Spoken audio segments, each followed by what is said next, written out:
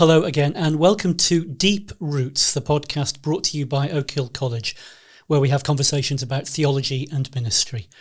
My name is Tim Ward. I'm on the faculty here, and I'm joined by my two of my New Testament colleagues who can introduce themselves. I'm Sydney Tooth, and I teach New Testament and Greek.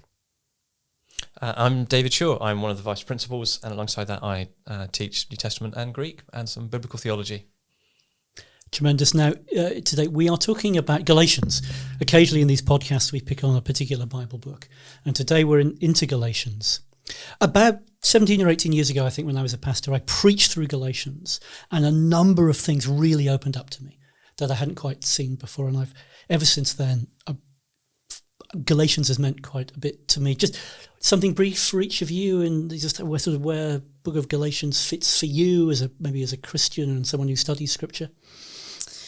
I think for me, Paul is my specialty, so it's certainly within the family of what I study. But Galatians, well, when I was choosing my PhD topic, I said I wanted to avoid Galatians and Romans, so it's tended to sit in the background a little bit. But okay, because you're a Thessalonians expert, aren't you? Yes. But I was just rereading it over lunch, and it's a joy. So I'm looking forward to talking about it. Terrific. David, for you? For me, well, it's been a book that I've taught here at college over the years. So one of our New Testament courses would work through the book of Galatians. So it's been a book I've worked on there. Most recently, though, I've been preaching through it at church. So as of last Sunday, we made it into Galatians 5, and we'll be finishing that off over the next month or so. This has been quite a long series, hasn't it? You've been preaching through. Yeah, so the church I serve at, we've, for a variety of reasons, been slightly thin on preachers available. And so here I am trying to fill in and serve the church well. And so, I had the chance to preach consecutively through Galatians since November. Terrific. Now, in a minute we'll begin there. I have two ways of introducing Galatians, one sublime and one ridiculous. Let's start with the ridiculous one. You probably know this already, but I remember this being a moment of sort of revelation to me. Galatia is modern-day Turkey, right, isn't it? The Galatians, ethnically, are related to the Celts and the Gauls way out the other side, originally apparently Central Europe, and some went west to the fringes there, and others went east and ended up in Turkey. You probably know all this, and so Celt, Gaul, Galatia, that's not an accident. Here was the moment of revelation where I realised that watching Champions League football on TV is not entirely spiritually useless. One of the top Turkish football teams is called Galatasaray. So I take it that, I don't know, but I take it that's not an accident. Lessons in New Testament while watching Champions League football. That's my justification. Well, that's the ridiculous one. Here's the sublime. Martin Luther from his lectures on Galatians. Here's the first line. The argument of St. Paul's epistle to the Galatians. First of all, we must speak of the argument, that is, of the issue with which Paul deals in this epistle. The argument is this. Paul wants to establish the doctrine of faith, grace, the forgiveness of sins, or Christian righteousness, so that we may have a perfect knowledge and know the difference between Christian righteousness and all other kinds of righteousness. Now that gets right to the heart of how central and vital Galatians is in establishing the gospel. And I guess many people will know, historically, particularly for Luther, it had that a very particular role in just the establishment of a right kind of righteousness over against false kinds of righteousness. Now, there you go. That was the ridiculous and the sublime. David, you've been preaching through. Just tell us, as you've been working through it again now from the angle of a preacher, what are some of the key themes that you've been wanting to pull out, and the ways in which you've been wanting to apply them in the lives of the church family? The sublime is very sublime, isn't it? And the idea that Galatians speaks to us of God's great gift, His grace towards humanity, is very striking, and that's been one theme I've tried to bring out. It's there in those very opening words where Paul, in a kind of characteristic way, talks about grace and peace from God the Father, but the way that Galatians, in some ways, never sets aside that theme, always wants to speak about how our salvation is one that God has brought to us, not one that we kind of ascend up to God through some sort of steps or rituals or obedience, but this idea that God is the one who has come towards us. And so that's been one theme to try and sound right the way through. Comes out really beautifully in start of chapter 3, where Paul is talking about how you begun in a certain way, and now are you thinking that you can continue on in a different mode? You began by the Spirit, are you now going to go on by the flesh? That sort of language. But one of the things that he wants to draw attention to there is who's been at work. It's not that you've enjoyed these blessings through you working, but rather God has been working amongst you.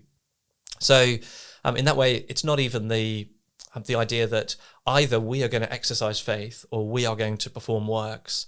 Rather, it's the thought that God has worked rather than us. That what God has done is to send his Son and Spirit into the world. And that is the way that we're released from the curse of the law. We are set free. We are brought into his family. So that consistent idea that it's God who has worked, God who has come near. Luther picks up on that really beautifully. He talks about how righteousness is like the rain. There's nothing that the land does to call the rain down, but it comes from above and then brings good things with it. So that's been one theme. The other would be to push just a little bit past or beyond Luther. So he, in that introduction, talks about how the argument of Galatians is the truth of justification by faith and not another kind of righteousness. I think that's clearly a really important part of Galatians, but Paul does go beyond that to say, why is it that God has shown us that grace? Why is it that he has redeemed us from the curse of the law? It's so that we might enjoy sonship, adoption.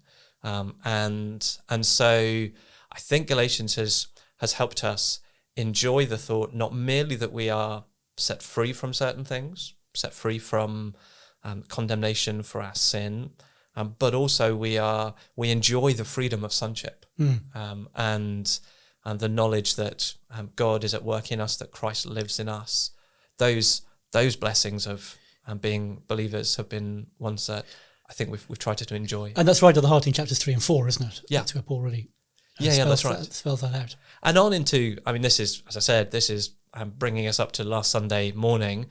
I'm thinking then, when Paul says, for freedom you've been set free, what does he mean by that? It is a freedom from, but it is also the freedom of knowing that you're not servants or slaves in this household.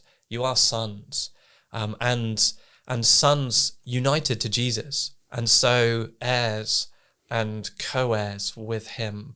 The freedom that says, I belong here in this family. I'm not a servant who could get pulled in for some appraisal and dismissed. I don't have to earn my way. Rather, I have the freedom to know I belong. I am at home here. This God is my Father.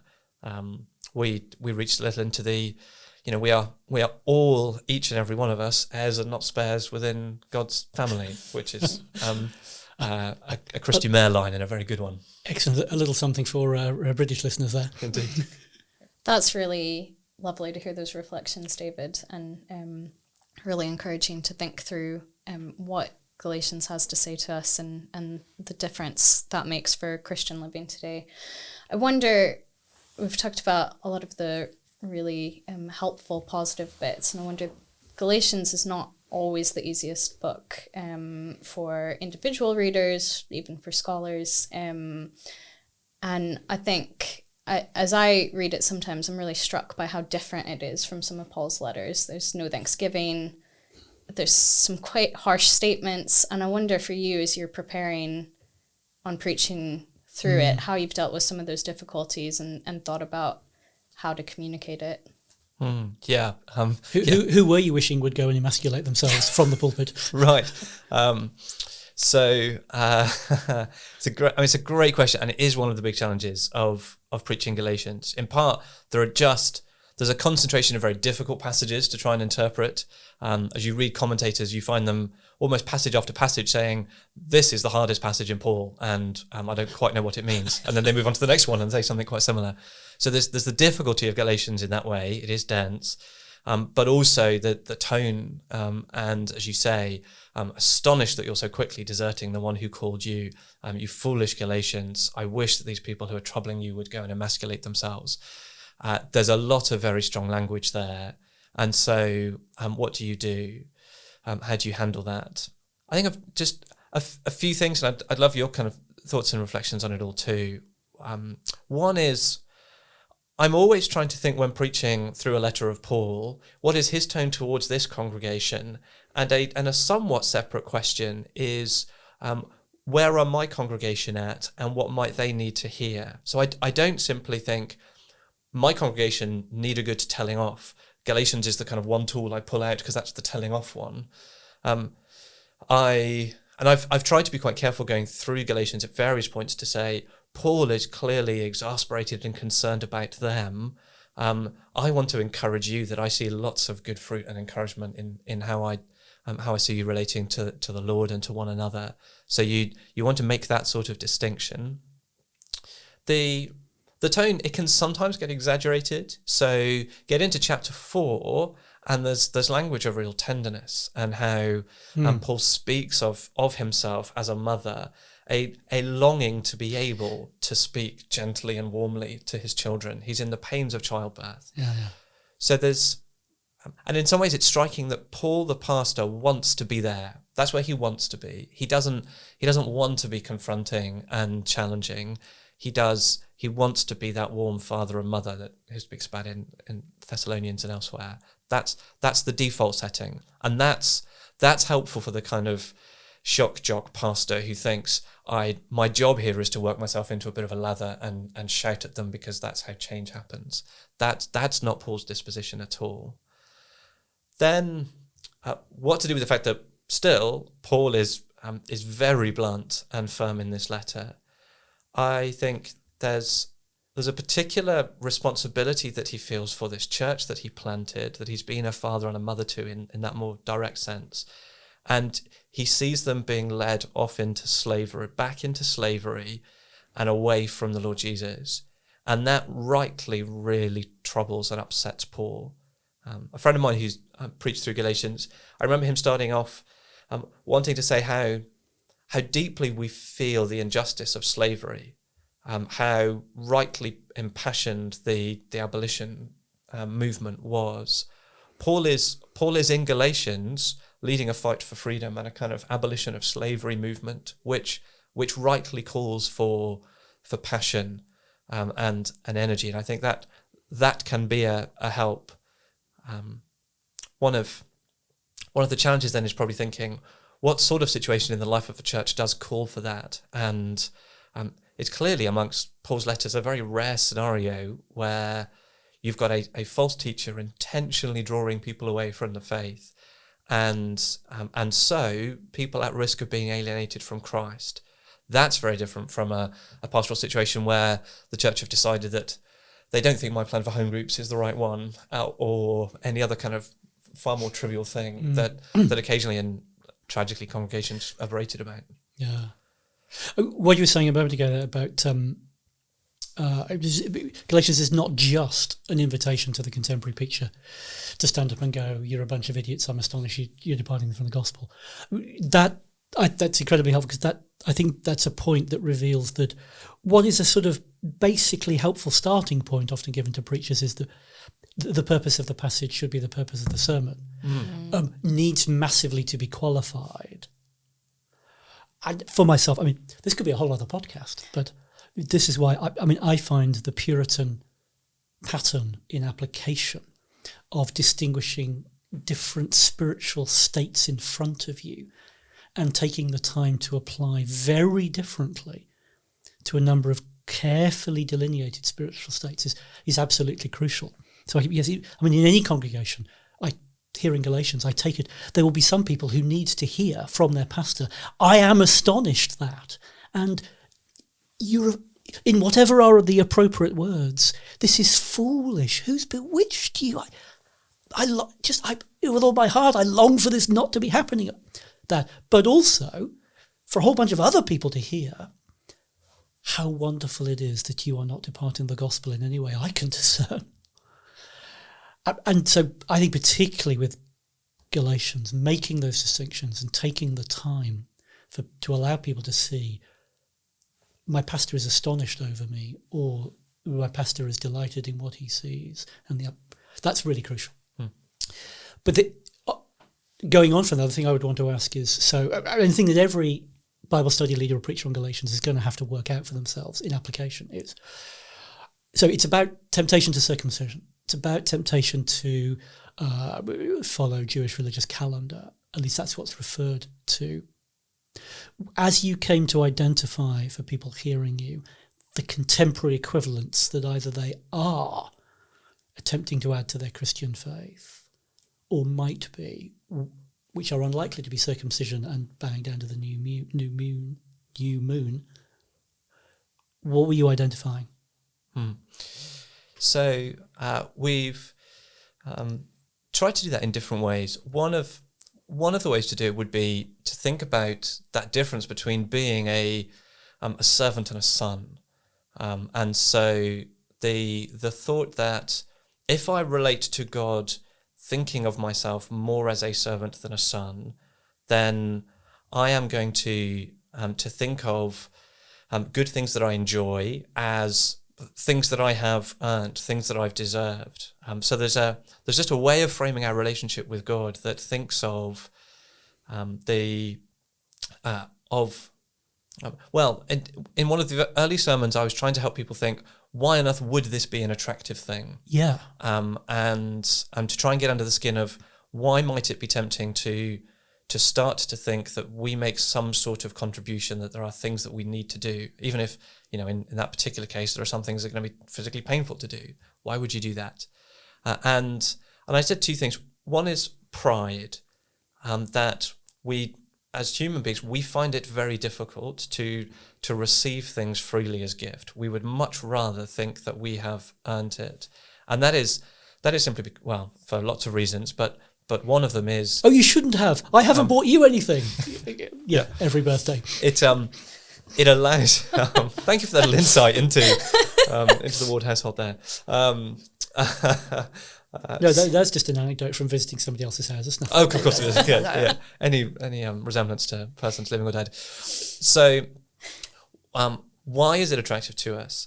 The thought that I would be able to say, I enjoy this thing because I, in some way, can give myself kudos for deserving it, for meriting it. Yeah. And therefore, not just to feel good about myself, but also to be able to say, as I look around other people, I stand over them, I'm a little bit further ahead from them in the race. And that, as you see Jesus interacting with the Jews of his day, as you realize, actually just there is revealed something of our common human nature, then the desire to find almost anything, to be able to say, this is why God picked me, this is why I'm a little more important around here and more valued than others around me.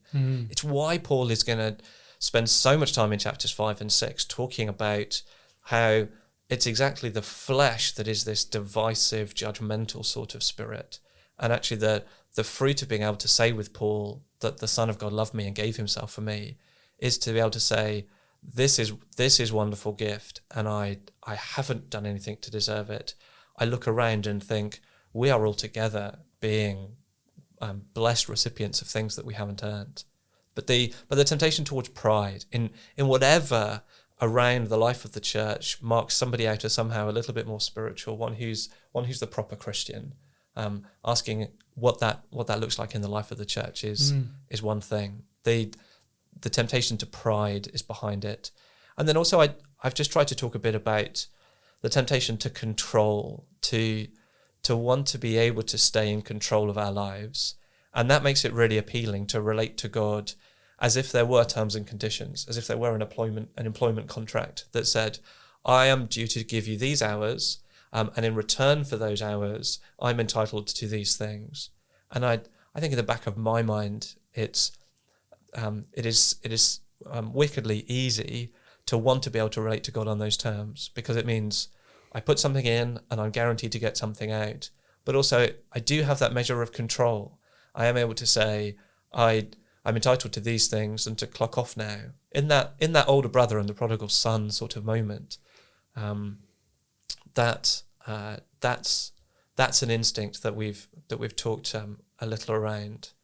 I think one of the most unsettling thoughts in Galatians is the thought that actually to put your trust in Jesus and to be united with him is to say that I have died, and the life I now live, I live by faith in the Son of God who loves me and gave himself for me. My life is over, and it is not no my longer own. no longer I who live. Right. And God can therefore, I am abandoning all control over my life. And that's a very different calling. It's one that, with Paul is going to mean bearing in our bodies in some ways the marks of following Jesus and the cost of following Jesus. This message that he's preaching is one that is really offensive. If he were still preaching circumcision, then why is he still being persecuted? Paul sees that this message that there really is nothing special about you or me that means God has shown me his mercy and grace is a really offensive one, because, well, no, we love to think there's something that marks me out. Thank you. That's massively helpful. I think that really helps dig into, which I think really opens up a whole bunch of applications. What you've done there, I think you've just dug into what you call it, the spiritual psychology, the spiritual patterns of thought and assumptions that lie behind the mistakes that the Galatians are making. It's when you tap into that so often, isn't it, that suddenly now you can see, oh goodness me, we do similar sorts of things. We have similar sorts of problems. Yeah, terrific. This was. I'm going to talk about this just because it was on the cutting room floor. It didn't make it quite into the sermon, but I was struck by it. We paused briefly the series come the end of Galatians 4, where we've been talking a lot about, basically in different ways, the gift of a child, God's work in sending his son into the world, born under the law, and it's a very Christmassy sort of section. The way that we move from Christmas in our culture, the way that we move from Christmas, which properly is a great celebration of what God has done, sending his son into the world, we then emerge straight into January and suddenly start making New Year's resolutions. And our eyes come entirely off the thought of generosity and gift and grace and straight into how I'm going to put myself right and fix me. And that's just, as most people know, that's almost the fastest route from feasting to glum despondency and just a miserable January, even if it weren't for the British weather.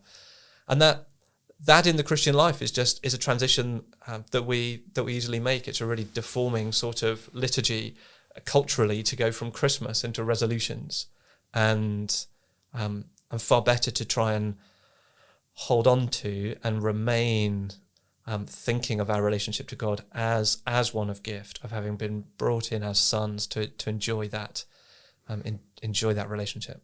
Which is a good place for Epiphany to come in the liturgical year.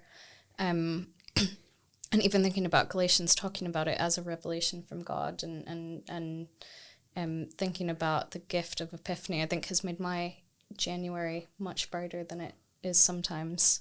Terrific. Yes, we're recording this here in the dark end of January, as we are. Thank you. Now let's move from sort of those details of preaching Galatians. We're going to sort of back up a little bit. We've touched on this a bit already. One of the big topics in Galatians is justification. Many people watching and listening will be aware of debates that have long been running about what does justification language in the Bible mean? What does it particularly mean in Galatians? If it's okay, let me just kick this off with what I thought I saw when I preached through Galatians that I found helpful, and then you can nuance, correct, affirm entire rightness of, entirely as you see fit. When I preached through Galatians and then did a bit of work on it afterwards to teach it when I was working at the Cornhill training course, I was in the end persuaded by some things I found in Doug Moo and his commentary and other writings on Galatians, where he says, I think in effect, language of justification in Galatians tends towards a sense of vindication, particularly vindication on the last day. So when one of the key verses, chapter 5, verse 5, is it, when it says, now this is the NIV, for through the Spirit we eagerly await by faith the righteousness for which we hope. I mean, literally in Greek, it's simply the hope of righteousness, and that's how ESV translates it. NIV slightly interprets the righteousness for which we hope, strongly signalling there is, in a sense, a righteousness to come, which is not at all denying, Doug Moo obviously insists, not at all denying an orthodox understanding of justification now, right standing before God now, entirely on the basis of Christ's work, not our own performance. But there is a sense in which on the last day there will be a universal declaration of that, which hasn't yet happened. There will be, because of that, a universal vindication in the eyes of the whole world for every believer, which right now we don't have, and that's a source of difficulty and suffering for us very often. So that's his argument. Galatians is particularly looking forward to that. And key evidence would be, his key accusation against them is in beginning of chapter 3, is that they are going on in the wrong way. Having begun in the Spirit, so they've begun the right way. Why are you now continuing by flesh and not by Spirit? Is what effectively he says at the beginning of 3. So the focus is on how you go on. And in the end, Galatians, if I've read Moo rightly, is about how a Christian who has been justified in Christ remains in that justified standing, or perhaps more strictly we should say, should continue to live in a way that demonstrates that they do indeed have that right standing before God now, so as to be confident on the last day. And Paul's answer is, it's not going to be by adding works of law or any other obedience to faith for confidence of right standing. It will be, as chapter 5 also says, faith expressing itself in love, allowing the Spirit with whom you've begun now to bring about a life of godliness and righteousness in you as you walk with the Spirit, rather. So that would be if I've got it right, a kind of potted summary of what I was persuaded of, and I found particularly in Doug Moo. Let me throw that in there as what one preacher got to some years ago. What would you do? Pick that up and run with it, or throw it away, whatever you want. From a Galatians perspective, I'll be interested to see what David has to say, but I'm not meant to mention Thessalonians in this podcast. No, you can add any opportunity. Go for it. I think it tracks really nicely with a lot of the way Thessalonians talks about salvation as a current but future event, and it is about standing blameless before the Lord on the day he comes, and you're either in the group that is saved or is destroyed. And I hadn't actually, until you said that, connected that with Galatians very much, about Galatians being more about what that looks like in the here and now, and how you live between now and then as well. But I would be interested to hear your take on it, David. Yeah, I mean, I think one of the really helpful lines from Tom Wright actually on justification is to talk about how the way that Paul thinks of justification is a final judgment, sort of verdict of God. Are people condemned or justified, condemned or acquitted, condemned or vindicated? That is a kind of end time discussion, and what for Paul is happening in the gospel is that verdict is brought into the present. Not to replace that kind of future verdict, but for people to know that I am justified now in the present, and therefore certain of that future vindication. So living between those 2 points is, I think, written across all of Paul's letters. So you'd see it in Romans. So Romans 5 verse 1, since we've been justified and we enjoy these blessings, justification very much something in the past that we can now speak of other blessings flowing from.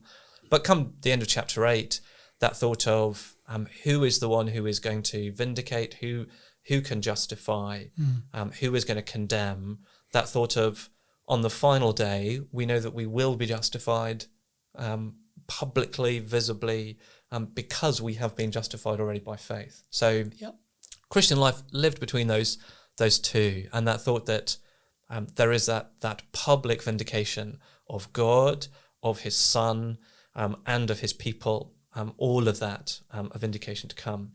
Is Galatians kind of pushing towards that future pole?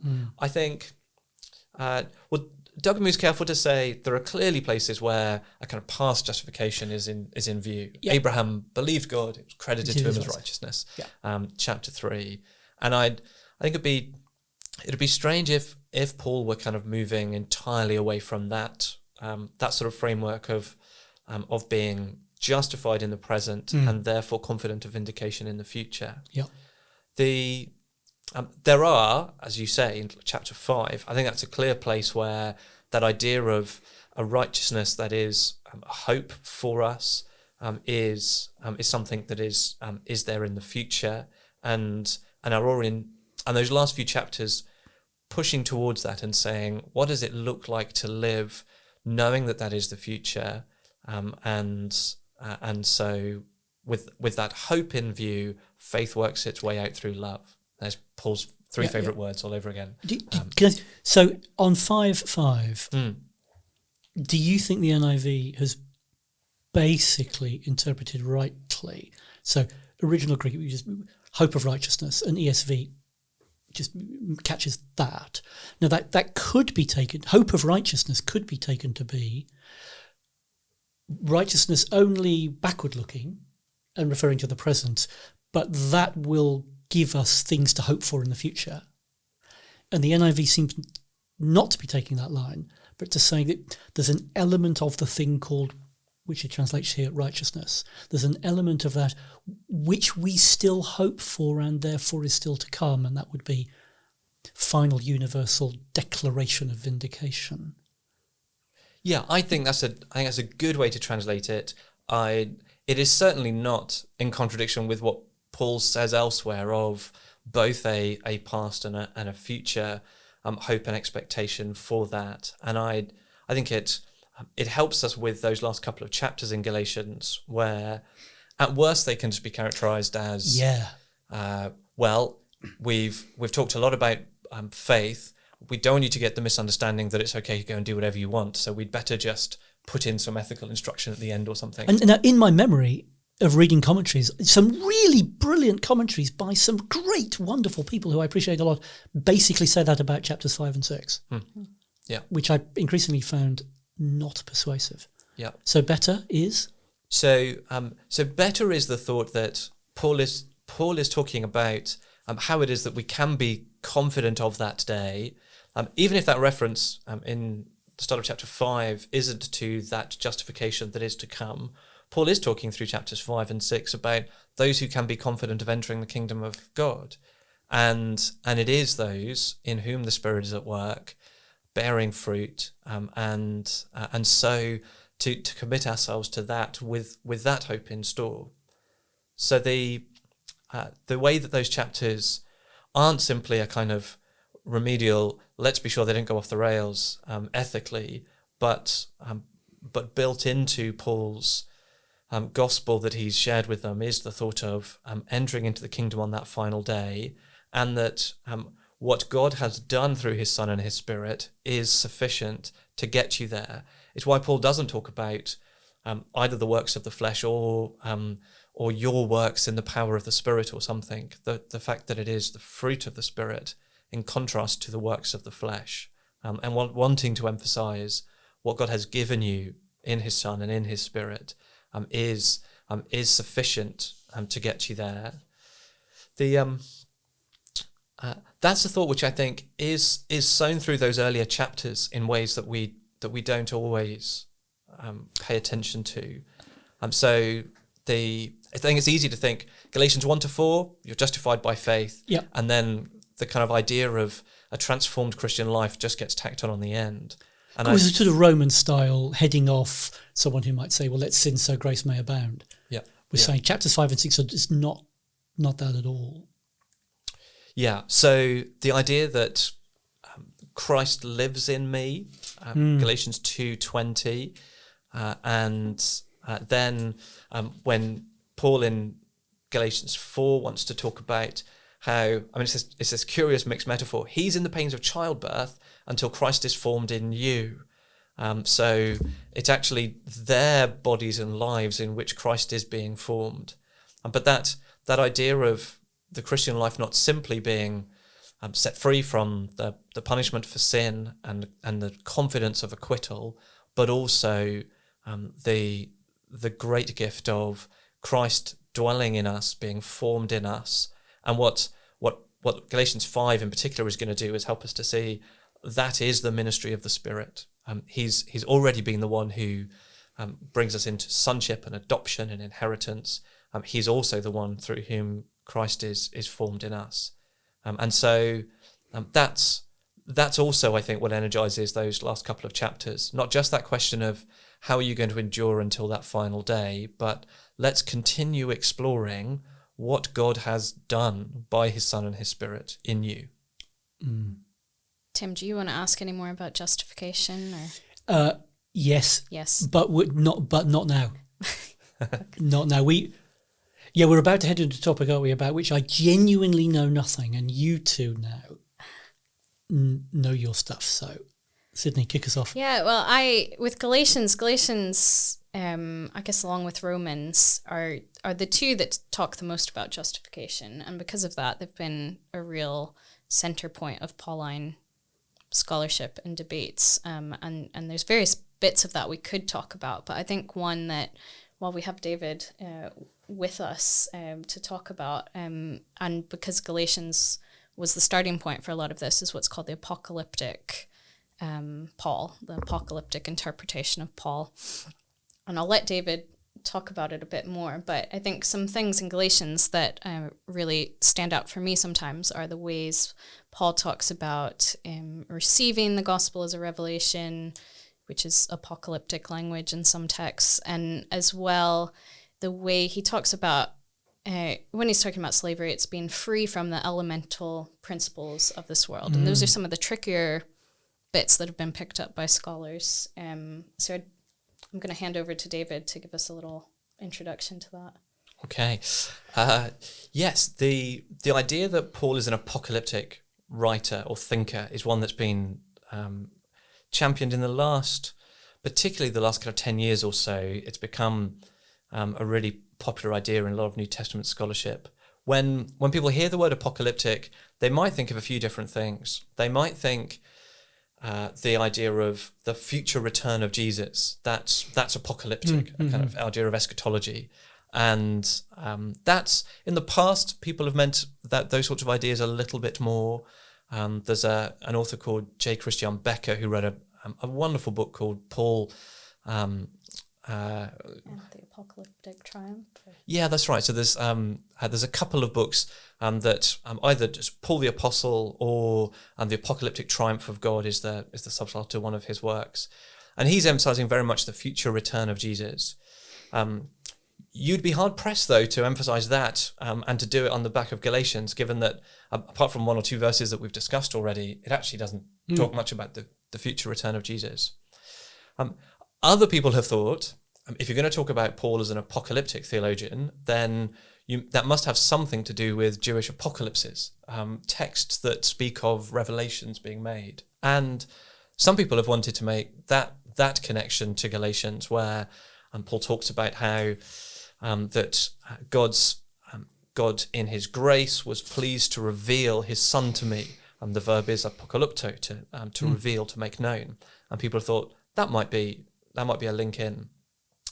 As it happens, though, the idea that Paul is apocalyptic doesn't really track with either the future return of Jesus or those Jewish texts, apocalypses like the book of Revelation. They go in a slightly different direction. They want to emphasize, for Paul, his gospel is apocalyptic in the sense that it it speaks of a humanity enslaved by hostile powers that God liberates us from. For the apocalyptic movement, if there's one basic idea to Paul, it is that human beings are enslaved to the law, to sin, to death, to the flesh. And those are almost characters in a drama for Paul that enslave humanity. And what they want to argue is that for Paul, the gospel is not about human beings being forgiven for things that they've done wrong. It's about God setting humanity free from these enslaving powers. And so in Galatians, that is clearly, there's some language there in Galatians 3 about Paul rescuing us from slavery to the law, enslaved to sin in some respects, and that idea of the elementary principles that we might be enslaved to.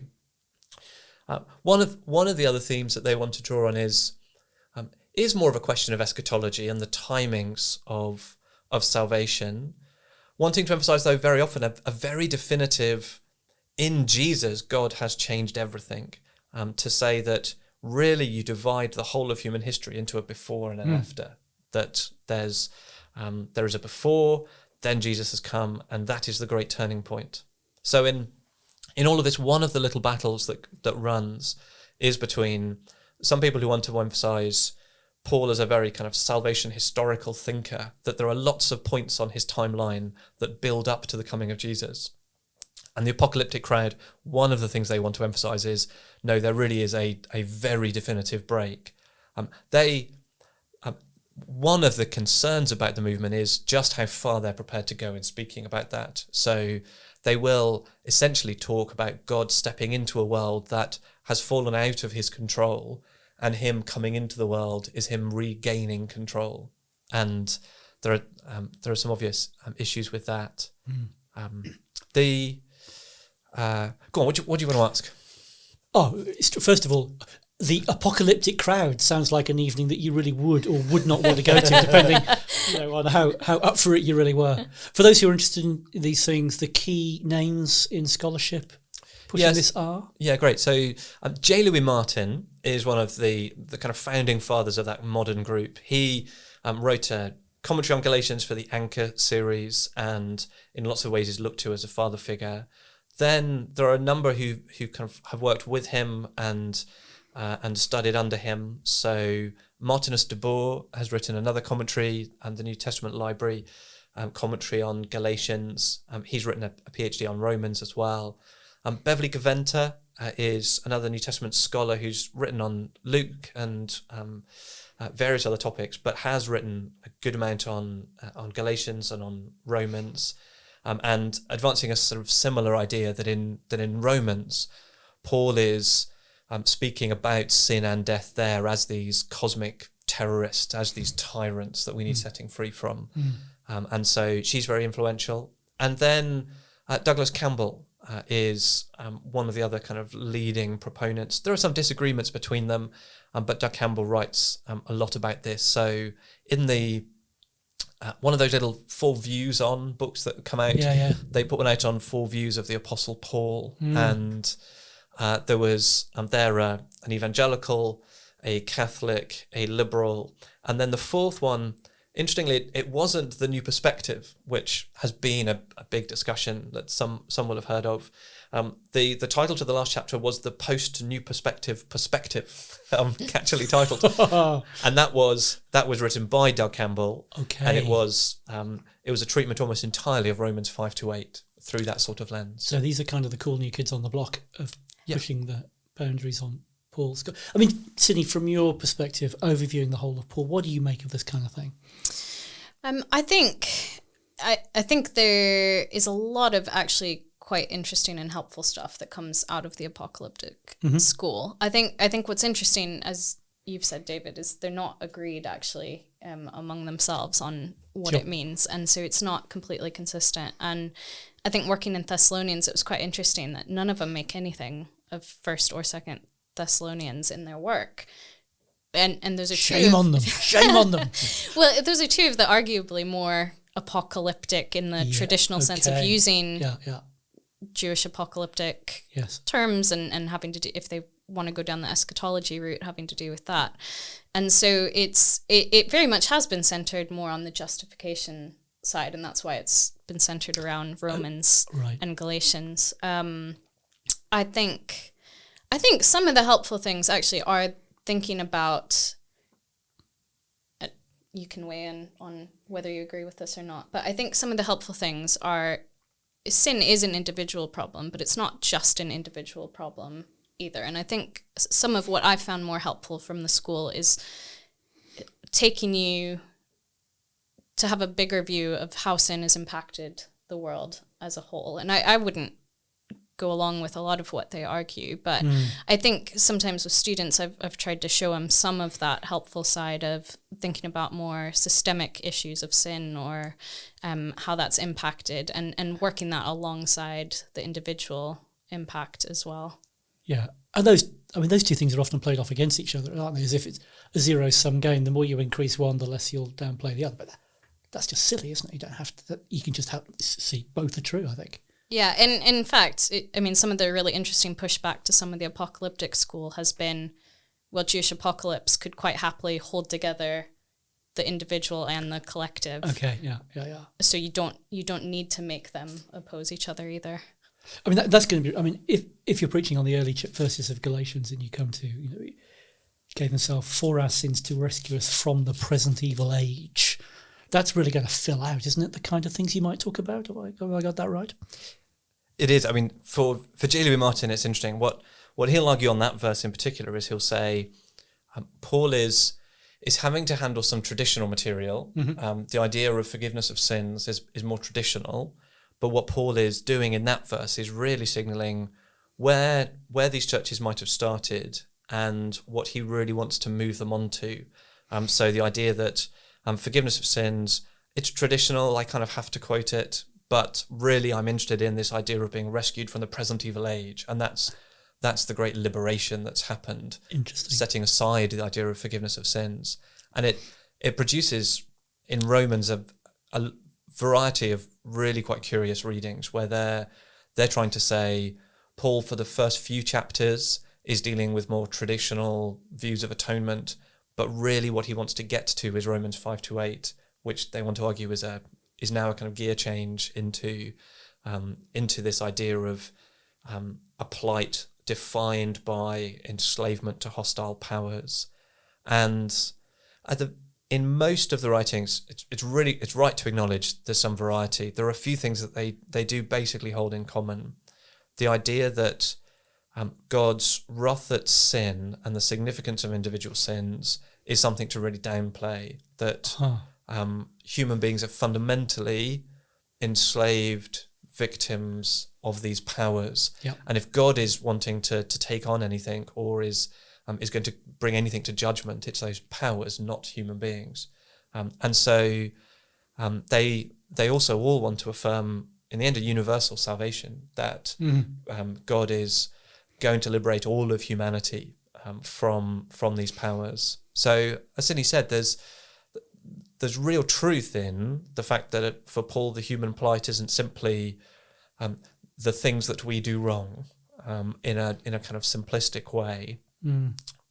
It is, the human situation is much more complex than that. In some ways, my concern is that they've still made it very simple. They've actually just boiled it down to, we are enslaved and we need setting free. And actually, the ways in which we are complicit in moral situations which also aren't entirely under our control. The very traditional idea of the world, the flesh and the devil actually gets towards a much richer and much more kind of a real and complex account of the human situation than what they're offering, I think. Terrific. Thank you. That's really, really helpful. We ought to bring this to land. Let's try this. I'll go first on this one. So while I'm talking, you can have a chance to think, because I haven't given you very detailed warning of this. Just something personally for ourselves as Christians, or maybe using Galatians in ministry to others. Perhaps the sort of the spiritual state or confusion or turmoil that you might find yourself in, where you think it's going to be Galatians that's most going to help me here. For me, it's when I think about my own sanctification. You know, when I guess some of us as believers, we can oscillate between thinking it's going incredibly well. I'm clearly one of the godliest people in my church family, through to it's going incredibly badly. Is there any discernible growth? But then now chapters 5 and 6, as you've been describing them, David, the fruit of the Spirit is these things. The fruit of the Spirit is these things. You began with the Spirit. If there is in you a walking in the Spirit, this is what the Spirit will bring. This is just what life in the Spirit will bring. Of course, we have to work and cooperate with Him. But that's not attempting to do the impossible. The call to godliness is a call that God has made entirely possible, and He will bring it about in us if we continue to walk in the Spirit. I find particularly chapters 5 and 6, just hugely encouraging in redoubling my efforts, encouraging me to go yet again in cooperating with the Spirit, because the Lord is enabling and will enable what He calls us to. That seems to be really strongly at the heart of 5 and 6, and I find that hugely encouraging. Lovely. For you, David? There are two, and I can't pick between them, but I'll be quick. The Galatians 2 and verse 20, just those wonderfully simple words. So I think in a letter where there are lots of complex issues to work through, that we can do it in almost all words of one syllable. The Son of God, who loved me and gave Himself for me. The idea, I think it's Luther, isn't it, who talks about what are the kind of most important words in the Bible? Does the gospel come down to prepositions? Does it come down to verbs? And the idea that it comes down to pronouns. The difference between the Son of God who gave Himself and the Son of God who gave Himself for me. So that, I think, just when I've asked students what do you think sustains Paul in a ministry that is exhausting in so many ways and so testing, I think that sense that he never loses of the love of God that he individually has experienced and known is a really helpful thought to me. And then the Hagar and Sarah story. It's obviously it's one that where Paul talks about this can be read in some way allegorically. Lots of debate and lots of good stuff written about it.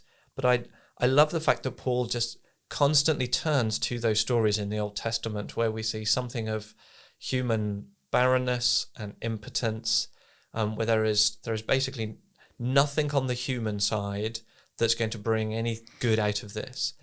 And it's exactly into those situations that God moves to bring life. And it's a Romans 4 sort of thought as well, that God is the one who takes nothing and makes it something, takes dead things and makes them alive, who raised the Lord Jesus from the dead, who to Abraham and Sarah, whose bodies were so advanced in age there was no life left. Yeah. And that just in all of the situations in life that I think I don't even understand that in fully. There's certainly nothing that lies in my power to do to fix it. We don't lose hope at that point, precisely because God is a God who takes nothing and makes it something and brings life out of death. Wonderful. I think, Tim, mine is going to follow yours very closely. And one thing I was really struck by when I was rereading this today was in chapter 6, the start of chapter 6, verses 3 and 4 in particular. If anyone thinks he is something when he is nothing, he deceives himself. Each one should test his own actions. Then he can take pride in himself without comparing himself to somebody else, for each should carry his own load. And thinking about that in relation to some of what you were talking about with life by the Spirit and the fact that we have the Spirit is a great source of confidence and comfort in not having to rely on our own ability to achieve things, and also not having to measure ourselves up constantly. And that's certainly a temptation for myself, is thinking, oh, I'm not as good, I don't know as much, I haven't done this as well. And actually just right here, having chapter 6 say, on the one hand, don't think of yourself too much, but on the other hand, just look at yourself and compare yourself in your own circumstances and situations and what God has given you. That's what you should be evaluating your progress and your faithfulness is in the context of your own life. And I found that really helpful going into new situations, difficult situations, and knowing actually living by the Spirit, as Galatians says, is seeking to produce the fruit of the Spirit that Galatians 5 talks about, and that's a gift from God. It's not me, myself, achieving that either. Wonderful. That's a great place to end. Thank you both very much.